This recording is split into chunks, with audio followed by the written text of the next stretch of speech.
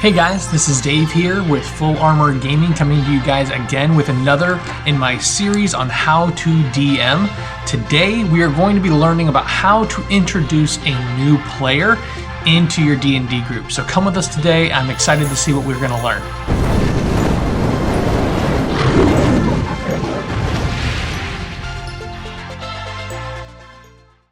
All right, and as always, like and subscribe so that we can continue to grow this channel. Right now, about 60% of our viewers are not subscribed, so if you are enjoying the content that I've been creating, I highly encourage you to subscribe so that we can keep growing and keep moving this along. But today, we are focusing on how to introduce a new player to your D&D group.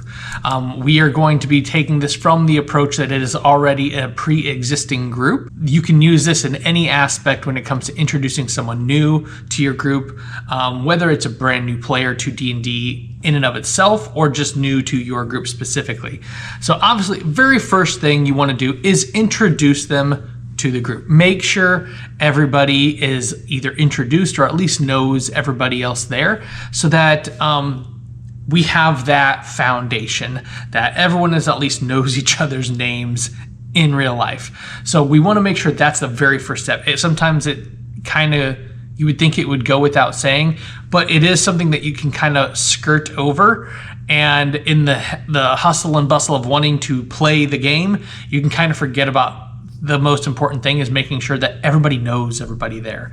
So that's the first thing. Make sure everybody knows everybody else at the table. Maybe not like super close, but is at least on a first name basis with them. The second thing to do is once you are ready to start the player into the game, you need to spend a little bit of time with that player, either on the phone, through chatting, or maybe there's a time set up where you're going to have them show up a little bit early to the session, where it's the two of you when you have some time to actually sit and talk, so that you can go over the character that they want to play. You can go over some of the rules that you've got for your campaign, be it house rules and stuff like that. But make sure that they are feeling confident with what they currently have for themselves, whether that be comfortable with their character creation, comfortable with the setting that you've created. Just make sure that they're comfortable and they know when they walk into this, at least what the general idea of what they're going to be getting into. Make sure that they've kind of fleshed out like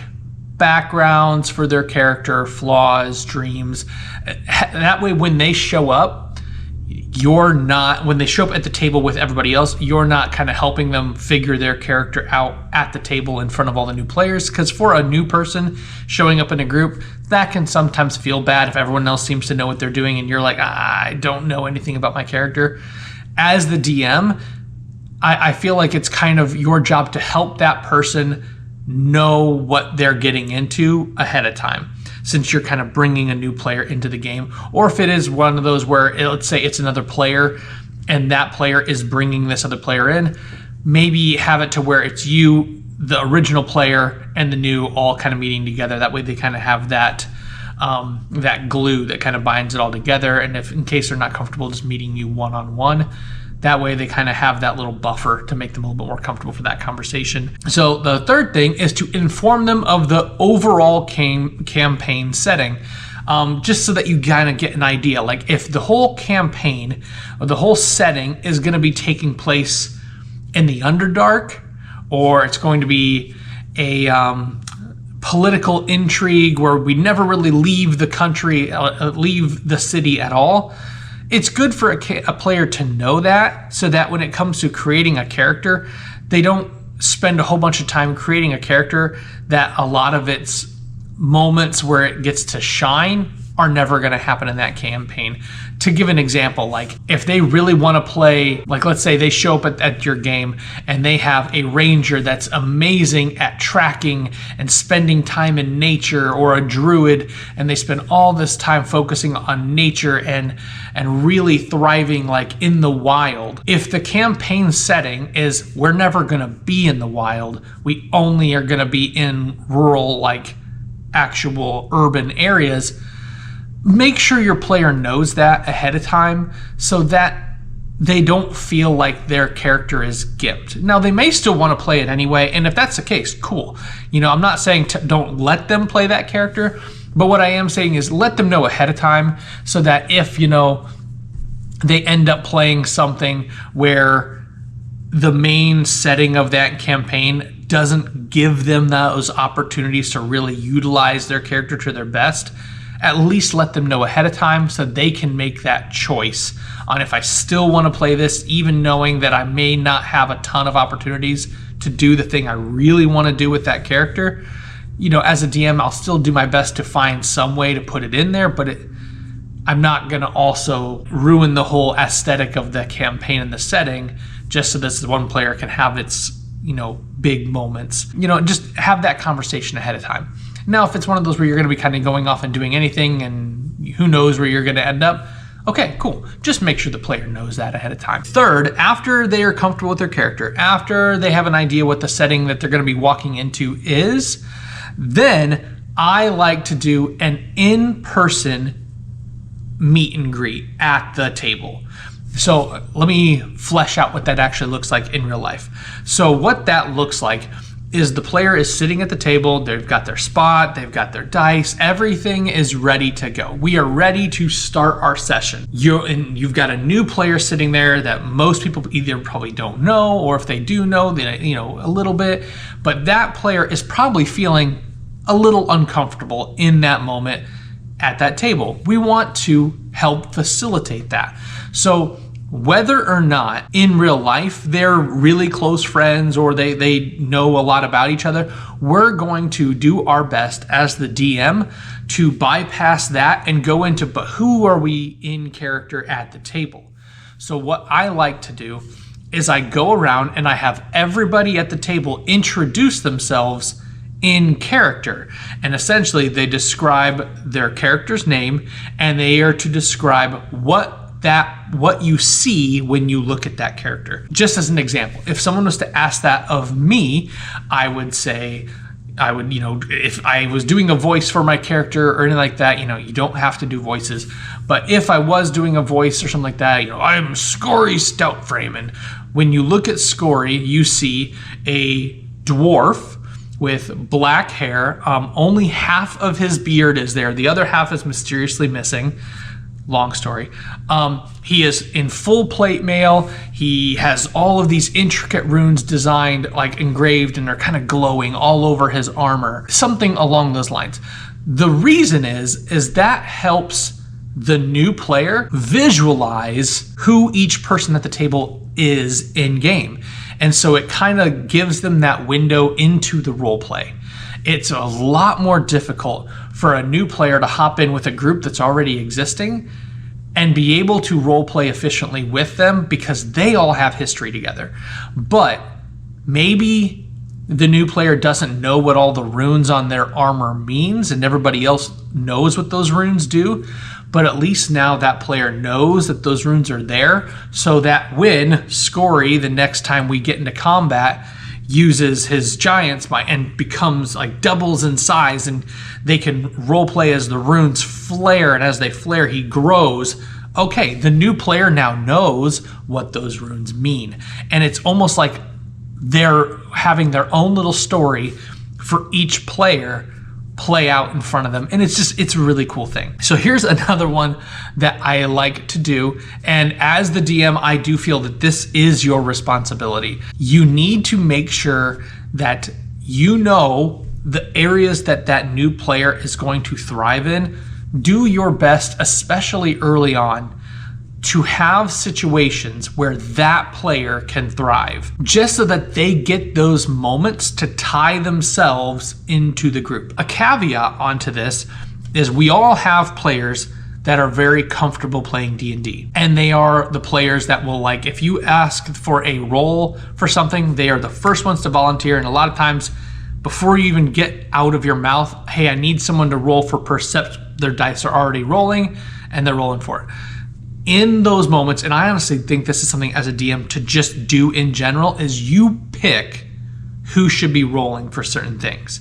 So I don't normally like to ask for all right, somebody roll this.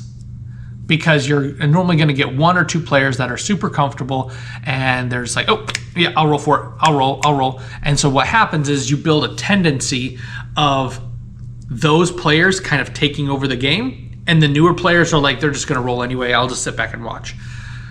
I don't want that at my table. I want everybody to be involved. So, especially if it's the new player's turn, make sure, and I'm not saying focus solely on them the whole first session. I'm not saying that at all.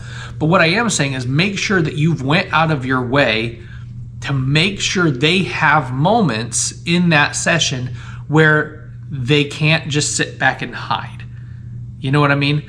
Now don't make it a lot, don't put all the spotlight on them, because for a lot of people that can be very uncomfortable.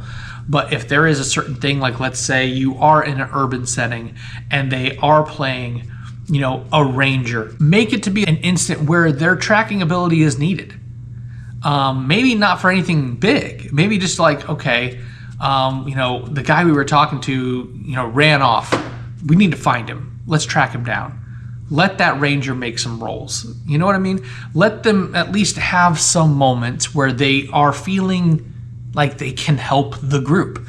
Because nothing is worse than being a new player in an already established group and feeling like they don't need you. They've already got everything figured out.